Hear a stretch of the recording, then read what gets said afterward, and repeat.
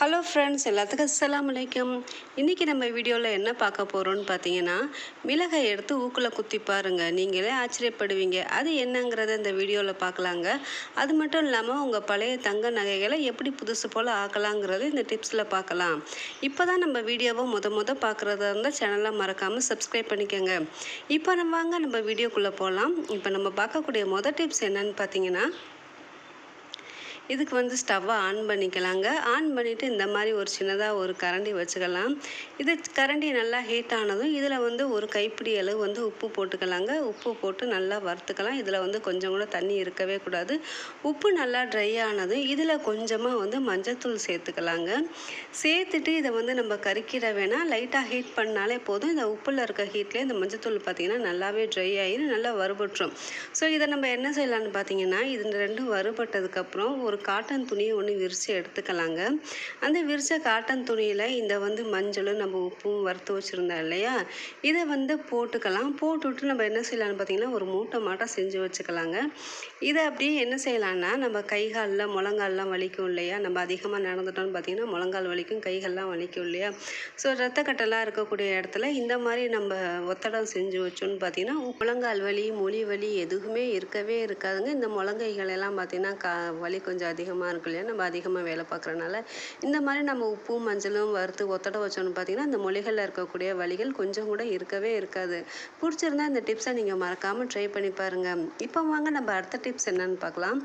இதுக்கு 2 மிளகு எடுத்துருக்கேங்க. இந்த மிளகை நம்ம தண்ணியில் ஒரு 2 நிமிஷம் ஊற வச்சுக்கலாம். இது நார்மலாக நம்ம மிளகு எடுத்து இந்த மாதிரி ஊக்கில் குத்தணும்னு பார்த்தீங்கன்னா, இது உள்ளே குத்தவே முடியாது. நம்ம தண்ணியில் ஊற வச்சு நம்ம குத்தணும்னு பார்த்தீங்கன்னா, இது குத்துறதுக்கு ரொம்ப ஈஸியாக இருக்கும். ஸோ இப்போ அடுத்து ஸ்டவ்வை ஆன் பண்ணிவிட்டு இந்த மிளகை லைட்டாக ஹீட் பண்ணிக்கலாங்க. ஹீட் பண்ணும்போது பார்த்திங்கன்னா இந்த தண்ணியெல்லாம் ஃபுல்லாக போய் இந்த மிளகு எரிய ஆரம்பிச்சிடும் இல்லையா. ஸோ அப்போ அதிலேருந்து வரக்கூடிய புகைகள் இருக்கும் பார்த்திங்களா, நம்ம குழந்தைங்களாக இருக்கட்டும் பெரியவங்களாக இருக்கட்டும் சளி பிடிச்சிட்டுன்னு பார்த்திங்கன்னா மூச்சு விட ரொம்பவுமே சிரமமாக இருக்கும். அதுக்கு பார்த்திங்கன்னா வீட்டிலே சூப்பரான மெடிசன் செய்யலாங்க. இந்த மாதிரி மிளகை எரிய வச்சுட்டு இதோட புகைகளை நம்ம ஸ்மோக் பண்ணோன்னு பார்த்திங்கன்னா, மூச்சு திணறலாக இருக்கட்டும் அல்லது சளி பிடிச்சிக்கிட்டு மூக்கு ரொம்ப அடைச்சிக்கிட்டு நம்மளால் மூச்சு விட முடியாமல் இருக்கும் இல்லையா. ஸோ அதுக்கு பார்த்திங்கன்னா இந்த புகை நல்ல ஒரு மெடிசனாக இருக்குங்க. இதை மிளகை எரிச்சிட்டு நம்ம இது காட்டும்போது பார்த்திங்கன்னா ரொம்ப நேரம் வரையில் இதிலேருந்து புகை வந்துக்கிட்டே இருக்கும். ஸோ இதை வரக்கூடிய புகையில் நம்ம நல்லாவே சுவாசிக்கலாங்க. பிடிச்சிருந்தா இந்த டிப்ஸை நீங்கள் மறக்காமல் ட்ரை பண்ணி பாருங்கள். இப்போ வாங்க நம்ம அடுத்த டிப்ஸ் என்னன்னு பார்க்கலாம். இதுக்கு ஸ்டவ்வை ஆன் பண்ணிவிட்டு ஒரு கரண்டியை நான் வச்சுக்கிறேங்க. இதில் ஒரு அரை ஸ்பூன் அளவு மஞ்சத்தூள் சேர்த்துக்கலாங்க. சேர்த்துட்டு இதை கறிக்கிறாமல் நல்லா வறுத்துக்கலாங்க. இது வறுத்துட்டு நம்ம அடுத்து இதை என்ன செய்யலான்னு பார்த்தீங்கன்னா, இந்த மஞ்சத்தூள்லாம் ஹீட்டும் இருக்கும் பார்த்தீங்களா, இந்த ஹீட்டை ஆறுறவங்களாட்டி இதில் கொஞ்சமாக பேஸ்ட்டு சேர்த்துக்கலாங்க.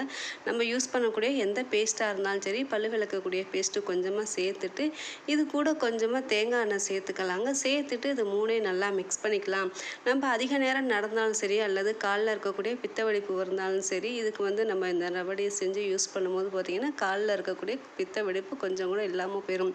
இது பார்த்திங்கன்னா நல்லா ஹீட்டாக இருக்க ஹீட்டாக இருக்கும்போது தேய்க்கும் போது பார்த்திங்கன்னா காலை அவ்வளோ ஷைனிங்காக இருக்கும்.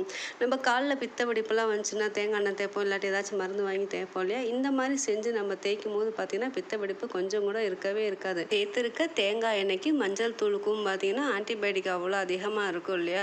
ஸோ அந்த இதில் நம்ம இந்த பித்த வெடிப்பு உண்டான காலில் தேய்க்கும் போது பார்த்திங்கன்னா கால் கொஞ்சம் கூட பித்த வெடிப்பு இருக்கவே இருக்காது. காலும் பார்க்கறதுக்கு உங்களுக்கு ரொம்ப ஷைனிங்காக சூப்பராக இருக்கும். பிடிச்சிருந்தா இந்த டிப்ஸை நீங்கள் மறக்காமல் ட்ரை பண்ணி பாருங்கள். இப்போ வாங்க அடுத்த டிப்ஸ் என்னன்னு பார்க்கலாம். இதுக்கு ஒரு டிஷ்யூ பேப்பர் எடுத்துருக்கேங்க. இதில் கொஞ்சமாக நம்ம ஷாம்பு சேர்த்துக்கலாம். நீங்கள் யூஸ் பண்ணக்கூடிய எந்த வாசமான ஷாம்பாக இருந்தாலும் சரி கொஞ்சம் சேர்த்துட்டு இந்த பேப்பர் ஃபுல்லாக நம்ம அப்ளை பண்ணிக்கலாங்க. இதை தேய்ச்சிட்டு நம்ம என்ன செய்யலான்னு பார்த்தீங்கன்னா, வெயிலில் நல்லா காய வச்சு எடுத்துகிட்டு வந்துடலாம். அப்படி வெயிலில் காய வச்சு எடுத்துகிட்டு வரும்போது பார்த்திங்கன்னா இந்த பேப்பர் நல்லாவே ட்ரையாக இருக்கும், கொஞ்சம் கூட ஈரத்தன்மையே இருக்காது. ஸோ இந்த பேப்பரை நம்ம கொஞ்சம் கொஞ்சமாக கட் பண்ணி எடுத்துக்கலாங்க. இதை கட் பண்ணிவிட்டு நம்ம எங்கேயாச்சும் ட்ராவல் போவோம் இல்லையா.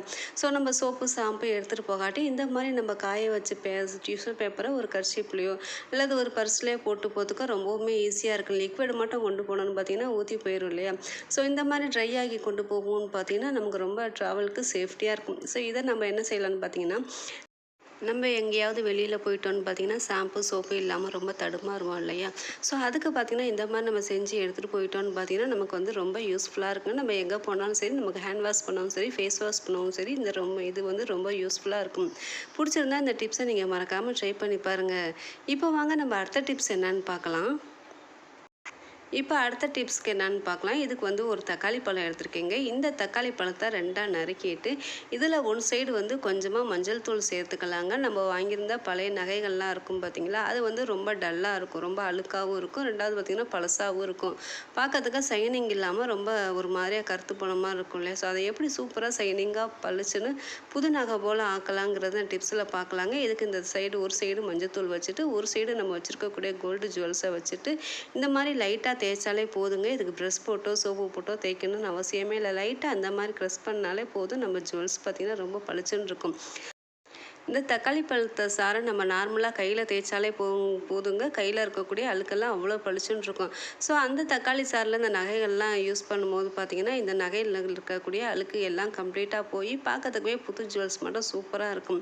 இதுக்கு நம்ம மஞ்சள் போட்டிருக்கோம் இல்லையா, ஸோ பார்க்கறதுக்கு புது ஜுவல்ஸ் மட்டும் சூப்பராக இருக்கும். பிடிச்சிருந்தா இந்த டிப்ஸை நீங்கள் மறக்காமல் ட்ரை பண்ணி பாருங்கள். இப்போ வாங்க அடுத்த டிப்ஸ் என்னென்னு பார்க்கலாம். இதுக்கு வந்து ஒரு லெட்டு எடுத்திருக்கேங்க. இது வந்து நான் எழுதும் போது பார்த்திங்கன்னா கொஞ்சம் கூட எழுதவே இல்லை, அதாவது கொஞ்சம் வந்து விட்டு விட்டு எழுத அடுத்து எழுதவே எழுதாது.